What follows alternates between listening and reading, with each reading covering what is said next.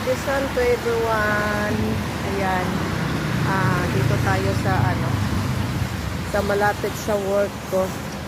Nag-aantay pa ako ng isang oras. Yun.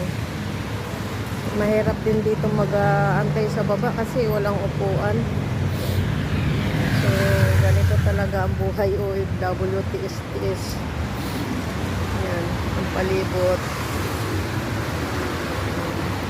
Ito yung part-time ko na once a week na 3 oras na ang binabayad ng senyora ay 40 euro. So, solid din. Nakakatuwa dahil mabait yung mag-asawa. So, half day lang tayo ngayon. May panahon tayo para mag-ikot at maglaban ng ating mga gamit. So, yun lang guys. Bye-bye. Ingat po ang lahat and have a nice day.